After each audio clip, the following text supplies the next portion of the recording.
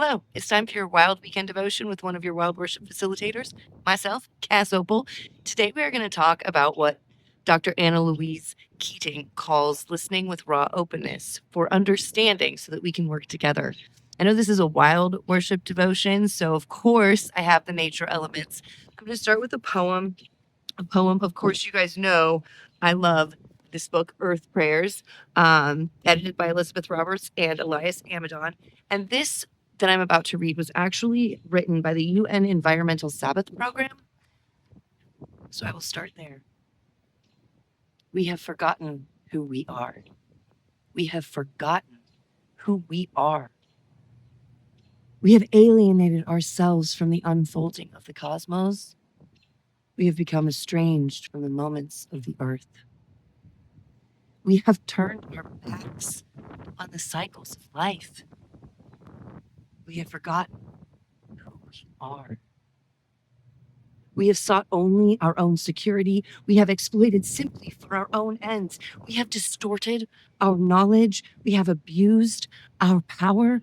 We have forgotten who we are.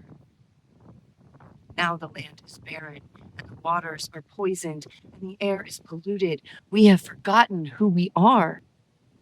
Now the forests are dying, and the creatures are disappearing, and humans are despairing. We have forgotten who we are. We ask forgiveness. We ask for the gift of remembering. We ask for the strength to change. We have forgotten who we are. So how do we remember who we are? Like I said in the beginning, Dr. AnaLouise Keating says we need to listen to each other with a raw openness. In nature, everything communicates in a different way. Trees are reported to communicate through their root systems. Birds communicate through bird song. Each animal and species has its own language and syntax and form of communication style. And humans do too. The problem is that humans seem to think that ours is the only valid communication style. No matter what it is, no matter what language we speak, we have this idea that the way we communicate is the only way to communicate and everyone else is communicating wrong. So we don't communicate, or we misunderstand each other and we don't seek understanding. Have you ever seen one of those rom-com TV dramas where it's like literally 4 seasons of two people who just refuse to speak to each other? Like if they would just talk to each other, they wouldn't be in this situation.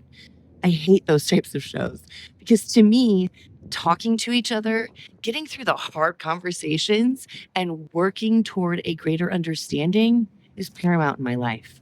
I am a late diagnosed ADHD autistic, so I didn't learn until later that my communication style and language syntax was a bit different.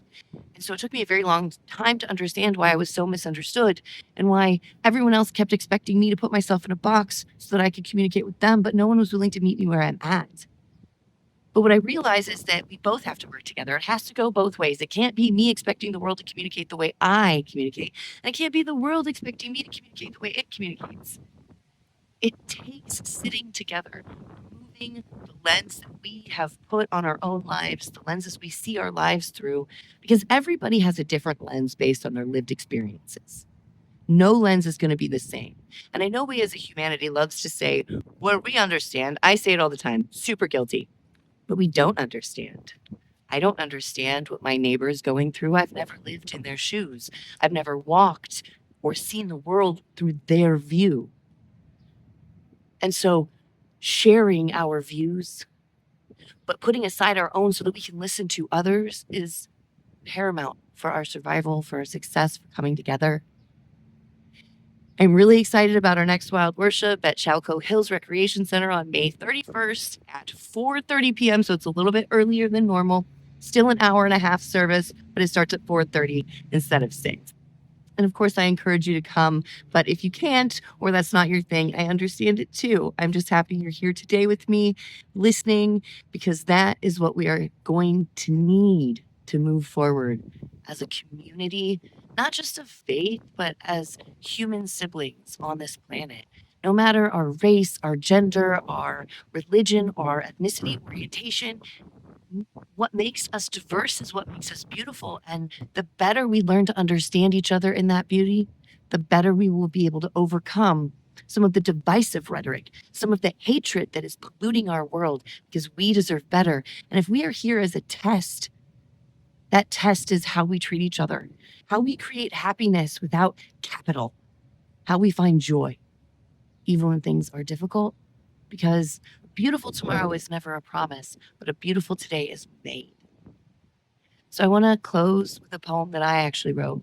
So it's an original poem. I wrote it when I was probably 19 years old. So this is a good 20-year-old poem, 20 plus.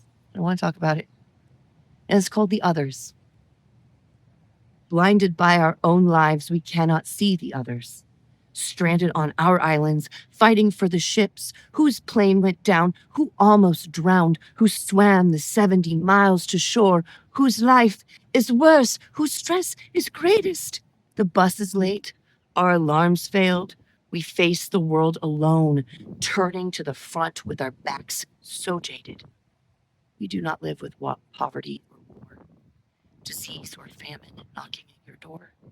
Children die thousands of starvation, our low-fat, non-fat, fake sugar meals thrown away half-eaten. Criminals of forgetfulness, we cannot see the others.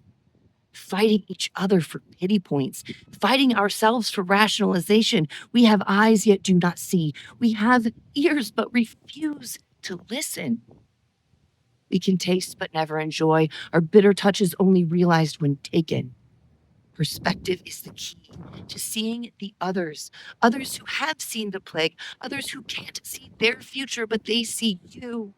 Crying over so-and-so who broke your heart or stole your opioids, crying for a better day, praying for pettiness, accepting death as long as it's legal. Criminalizing our siblings, choosing a different path. We forget the others. Why? Too wrapped in ourselves. I encourage you to go out this weekend and listen with raw openness, whether that's to the trees, to the wind, or to a community, maybe somebody you just struggle to hear. Take some time. Be blessed.